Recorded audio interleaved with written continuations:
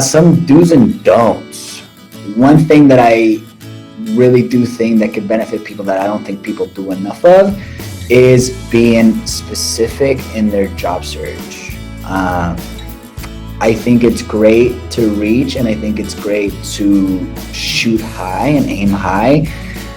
But at the same time, I do think that the most effective way to try to position yourself with a role that you want is to be realistic about where you're at in terms of your skill set and in terms of your experience and in terms of the type of background that you have, and try to really align yourself as well as possible within the jobs that you're applying for. What I'm trying to say about like be specific and don't necessarily like shoot yourself in the foot with your search. You're not really doing yourself a favor, really setting yourself up for success. With that said, I don't necessarily think you always have to have cover letters. Not a big believer in cover letters. I think there's a lot of things that can be found out through interviewing and through your resume that don't necessarily rely on a cover letter. But if you are going to put together a cover letter, do not make it generic, make it very specific. If I get a cover letter in front of me that says like, hey, I have been following your company for this amount of time. I understand that you guys take on these types of roles and I am very passionate and this is why. And then let me tell you about this maybe project that I did in the past that aligns well with what you guys are doing now. Also, love what you guys have going on with this. I think it can be impactful in these ways. I know that in this role, you need someone that, can do this very well. Well, hey, I have been doing this for this and this amount of time. When it's that specific, one, it's gonna, again, go back to you making sure that you're being specific in your search, because then that means that you are making a cover letter for something you can really speak on. And then two, it's obviously gonna do you a service as far as like making somebody feel like this is someone that really is not only qualified for the job, but really eager for the job as well.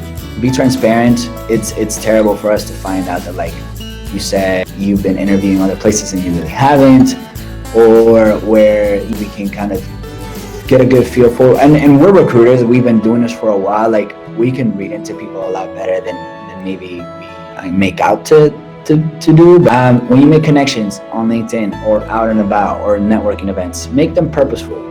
Make sure that you're connecting with the right people. Make sure that you're connecting with relevant people who are relevant to the field that you're in, to the companies that you're interested in, to types of things that you want to get into, to things that resonate with you.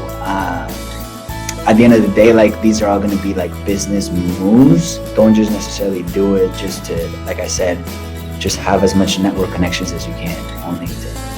Well, obviously, within your job search and things of that nature, just do at least a good basic research of the company that you're applying for. Especially with new startups, I've had many people apply to Zinnier and they come to me and they really don't understand what we do, which is fine if you don't understand what we do, but at least try to understand as much as you can to where you can tell me what you think we do. Try to align yourself with your passions and interests as much as you can. When it comes to the interview process, prepare for kinds of questions and topics. Don't prepare for specific questions. When you memorize an answer and you just regurgitate it, absolutely it is so obvious. So think more about processes, think more about procedures, think more about ways to answer questions, ways that you can break down things. The STAR method is a foolproof method. Situation, task, action, result. That's a way to maintain your concisiveness. When you're in the interview, I think people overlook this at times too as well, but a good way to show your interest and a good way to show your engagement and your passion for what it is that you're interviewing for is creating good examples of what you can speak up on. When you get questions asked, if you can call things back to the things that you've done in the past, or if you don't have necessarily good examples from something you've done in the past, think about how you would act in certain situations and be able to project that well.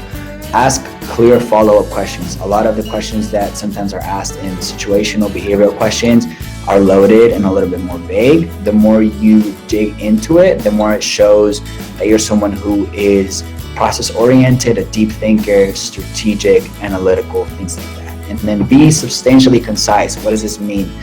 Say a lot with a little. You don't need to add the fluff that doesn't need to be in there. But you also don't need to just give like a one-liner and just hope that people understand what you say. Be detailed, but be specific. be thorough, but you can definitely make that into like a concise type of thoughts.